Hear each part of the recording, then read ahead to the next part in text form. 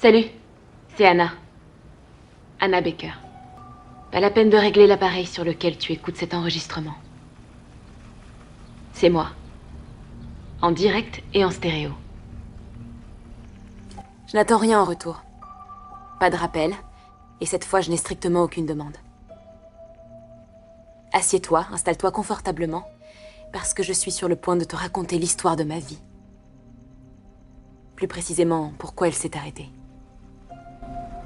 Et si tu écoutes cette cassette, c'est que tu n'y es pas pour rien. Je ne précise pas dans quelle cassette tu apparais. Mais n'aie crainte. Si tu as reçu cette charmante petite boîte, ton nom finira par sortir. Je te le promets.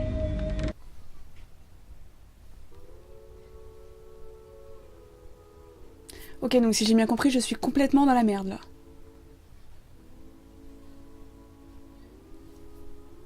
Donc aujourd'hui, vous l'avez compris, nous allons parler de 13 Reasons Why. Et je vais le dire qu'une fois dans cette critique parce que j'ai du mal. Je viens de massacrer officiellement la langue anglaise. Donc si j'ai sorti ces magnifiques bouts d'or et pastèques, c'est pour égayer un peu la vidéo parce que cette critique ne va pas être très marrante. Donc je vous préviens tout de suite, je suis complètement partagée sur cette série. Mon avis est encore flou. J'avais une opinion, elle a un peu changé avec la saison 2 que je viens de voir, donc on va faire avec. Donc je tiens à mettre un petit avertissement avant de vous lancer dans la série. Je préviens surtout pour les plus jeunes et les plus sensibles d'entre vous, et surtout si vous êtes ado et que vous avez envie de regarder la série parce que c'est normal d'être curieux, s'il vous plaît, ne la regardez pas tout seul. Regardez-la avec un adulte, avec votre grand frère, votre grande sœur, voilà, pas tout seul. C'est pas une bonne idée. J'ai aucune honte de le dire, il y a des scènes où j'étais mal à l'aise, ça m'a choquée, perturbée et révoltée. J'avais beau avoir 26 ans quand j'ai regardé la première saison et 27 ans quand j'ai regardé la deuxième, ça m'a quand même fait quelque chose. Donc s'il vous plaît, si vous êtes jeune, ne regardez pas cette série tout seul. Alors je comprends très bien que le but c'est de faire réagir et de changer les choses, mais elle n'est pas accessible à tout le monde. Vraiment les ados, si vous vous sentez capable, regardez mais pas tout seul. Si vous savez que vous êtes sensible à certaines choses, à certains sujets, à la limite ne la regardez pas tout de suite, mettez-la de côté, vous la regarderez un peu plus tard quand vous serez prêt. Sur ces bonnes paroles, je préviens, je vais un peu spoiler, un peu beaucoup d'ailleurs. Si vous n'avez pas vu la série, attendez de l'avoir vue. Pour les autres, on est parti. Donc je vais faire un petit résumé de la saison 1. Je vais pas y passer beaucoup de temps parce que voilà, cette critique c'est plus un condensé de la saison 2, de ce que j'en ai pensé par rapport à la saison 1. Je vais un peu survoler la saison 1 et plus m'attarder sur la saison 2. Donc la série raconte l'histoire d'Anna Baker, une ado épuisée par la vie de solitude, qui rentre un soir chez elle, se coule un bain, s'ouvre les veines et se laisse ainsi mourir. Hey, on est déjà pas mal niveau ambiance là.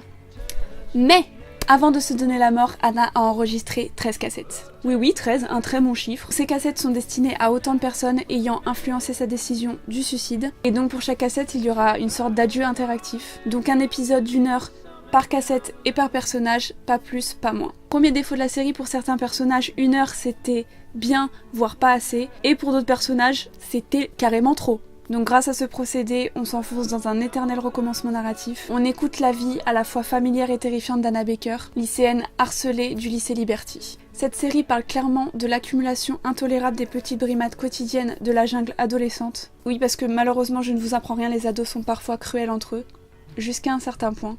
Parce qu'à mi-chemin de la série, on nous fait quand même comprendre que les violences psychologiques subies par Anna ne justifient pas son geste et qu'elle l'a limite cherché. Deuxième point négatif. Alors que pas du tout en fait. Et quand bien même elle aurait pu montrer ses seins, coucher avec n'importe quel mec de sa classe, ça ne justifie rien du tout. Le showrunner se lance dans un étrange thriller avec des suspens du dimanche matin, avec à la clé un étrange paradoxe. Si c'est ici que la série devient finalement intéressante, c'est aussi à ce moment-là qu'elle abandonne son sujet et son personnage.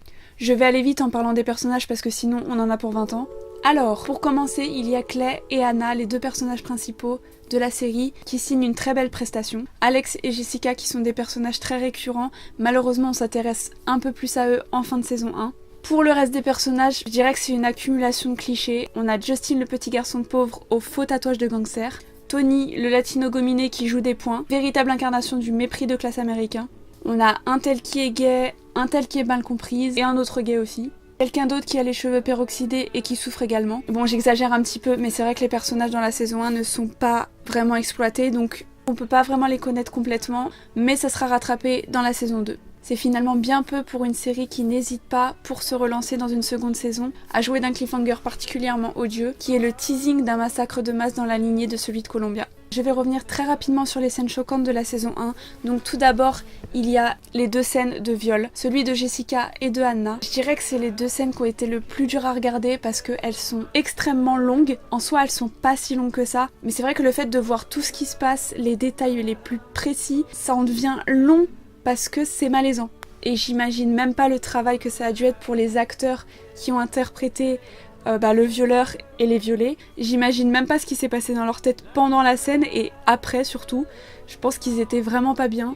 Bravo, bien joué les gars. Et bien évidemment la scène du suicide d'Hannah. Honnêtement, je m'y attendais pas du tout. Je pensais pas qu'ils allaient oser vraiment aller jusqu'au bout de leur idée et montrer toute la scène, du début à la fin. Je m'explique. Du début, c'est-à-dire de quand elle rentre chez elle, elle se fait couler un bain, elle se met dedans tout habillée, elle reste longtemps le regard fixe dans le vide, lame de rasoir, on y va.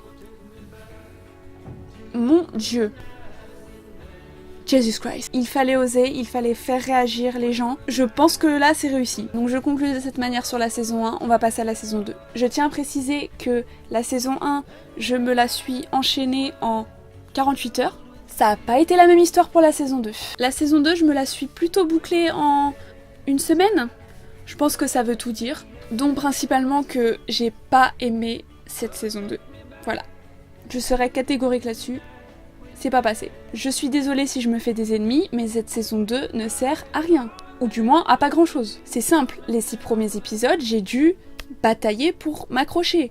J'ai jamais autant lutté de toute ma vie. J'étais à ça de m'arrêter. Je me suis dit bon, la saison 1 était vraiment bien, fais un effort, continue, il y a 13 épisodes, t'auras perdu 13 heures de ton temps, au pire, voilà, mais c'est pas grave. Il peut y avoir des bonnes surprises. Le miracle n'a pas eu lieu. Allez, je vais faire un petit effort. Les 3 derniers épisodes, ça a été. J'ai retrouvé l'ambiance de la saison 1, mais aux 3 derniers épisodes. C'est pas terrible, hein. Encore une fois, je vais m'expliquer. Dans la saison 2, il y a le fantôme d'Hannah qui vient rendre visite à Clay. J'ai pas compris pourquoi. Ça ne sert strictement à rien. Elle n'apporte aucune réponse aux intrigues.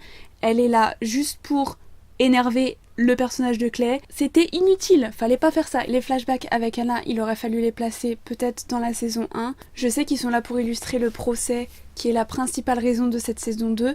D'ailleurs, à ce sujet-là, il va falloir arrêter de faire des saisons 2 avec un procès tout le long. Stop. Broadchurch. Oui, je l'ai mal fait.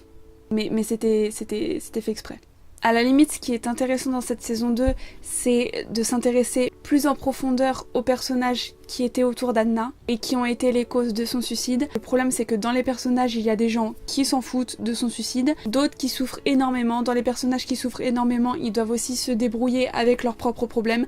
Donc ça devient un peu le gros bordel. Alors oui, il y a des scènes touchantes comme la scène où la mère d'Hannah, qui veut surtout pas laver sa robe pleine de sang qu'elle portait le jour où elle a trouvé Hannah inconsciente dans la baignoire. J'ai beaucoup aimé le passage où Clay est pris d'une jalousie féroce par rapport à Zach quand il apprend que ce dernier a eu une relation amoureuse avec Hannah alors que lui-même l'aimait au même moment. Jessica aussi est très touchante, surtout la scène où elle est dans une cabine d'essayage et elle commence à se déshabiller. Les images de son viol lui reviennent en tête et elle est mal, elle est très très mal et là ça m'a vraiment touché ce passage-là. Justin aussi qui revient dans la série mais on voit qu'il est tombé dans la drogue, qui est vraiment mal, pas seulement à cause de sa famille mais aussi de son meilleur pote Bryce qui a violé son ancienne copine. Donc on voit aussi que la drogue est un échappatoire pour lui. Son retour au lycée est assez cool, je trouve qu'il apporte un petit peu de piment dans la série, un tout petit peu.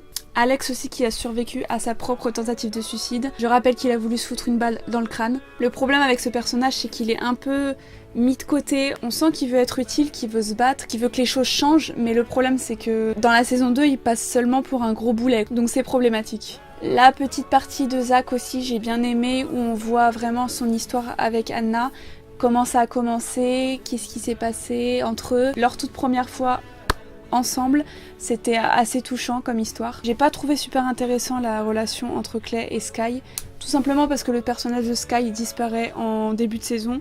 Donc voilà, je sais pas pourquoi ils l'ont dégagé comme ça, mais bon, l'histoire de Kevin, le conseiller de l'école, pareil, ça m'a pas touchée. Alors oui, ok, il veut se racheter, il prend la défense de tous ces jeunes. J'ai pas trouvé ça tellement touchant de sa part. Il est assez effacé aussi dans la série, donc c'est dommage. Le personnage de Tony, je l'aimais bien dans la saison 1, c'est vrai qu'il avait plus un gros rôle. Là c'est pareil, comme Kevin, il est effacé de la saison 2. C'est dommage parce que c'était un personnage bien exploité. Et là du coup, on voit un peu sa petite histoire avec son copain, le fait qu'ils vivent ça ensemble et que grâce à cet amour, ça lui permet de s'évader un petit peu et d'être mieux. C'est intéressant mais il fallait creuser plus. Et pour finir, le personnage de Bryce, pour moi c'est celui qui est le plus complexe. C'est quelqu'un que je ne comprends pas, je n'arrive pas à me mettre à sa place, c'est-à-dire qu'il commet des actes horribles de viol et tout va bien pour lui. On n'a pas l'impression qu'il se sent coupable. Et je pense qu'il ne se sent pas coupable en fait parce qu'il ne se rend tout simplement pas compte de ce qu'il a fait, que c'était effectivement des viols qu'il a commis. Et pour lui, non, c'est pas des viols en fait. Il est comme ça, c'est des actes normaux pour lui. Je pense qu'il est très difficile à interpréter et le fait qu'il s'en sorte quand même avec une peine pas très très grande, c'est dur à accepter, mais le problème c'est que ça se passe comme ça dans la vraie vie et il faut que ça change. Donc c'est très très bien qu'ils aient choisi cette fin là pour lui parce que c'est la vérité tout simplement. Un bon point pour cette saison 2. On va passer à l'épisode 13. Donc juste pour cet épisode, je suis pas mécontente d'avoir continué la série jusqu'au bout. Ça fait beaucoup d'épisodes à digérer, mais ce 13e épisode est vraiment vraiment très bien. Que ce soit le discours d'amour que fait Clay à Anna, la scène d'agression sexuelle de Tyler qui m'a aussi troublée que les autres scènes. J'étais pas prête, clairement j'étais pas prête, c'est passé plus vite que les autres scènes qui m'ont choquée. C'est venu d'un coup comme ça, l'effet de surprise était présent. D'ailleurs j'ai trouvé ça intéressant que pour une fois ça soit un mec qui soit victime d'agression sexuelle, parce qu'on n'en parle pas assez mais il y a aussi des garçons qui sont victimes de ça. Donc c'était une bonne initiative de l'avoir illustré. La fameuse scène où Tyler arrive pour fusiller l'école, malheureusement ça arrive de plus en plus de nos jours, ça fait assez peur et c'est vrai que je voyais pas d'autres séries pour en parler. Et la fameuse scène du bal qui à mon sens est la plus touchante et la bonne conclusion pour finir cette série. Alors s'il vous plaît, pas de saison 3, je sais que va y en avoir une, c'est obligé. Je sais pas si je la regarderai parce que pour moi, même la saison 2 était de trop. Je mets donc une note de 5 sur 10 à la série 13 Reasons Why. Je vous l'ai dit, la saison 1 était largement suffisante. Tout n'est pas bon acheté dans la saison 2, il y a des choses intéressantes, mais c'était pas suffisant pour en faire une autre saison. Voilà, cette critique est maintenant terminée. Je vous invite comme d'habitude à commenter, à vous abonner et à laisser un pouce bleu. Pour nous, on se retrouve dans une prochaine vidéo. Bye bye. En fait, je suis en train de me demander pourquoi Clay, il a pas écouté toutes les cassettes dès le premier épisode de la saison 1. Au lieu d'écouter une par une les cassettes et à chaque fois d'aller interroger la personne de la cassette. Ça nous aurait fait gagner tellement de temps.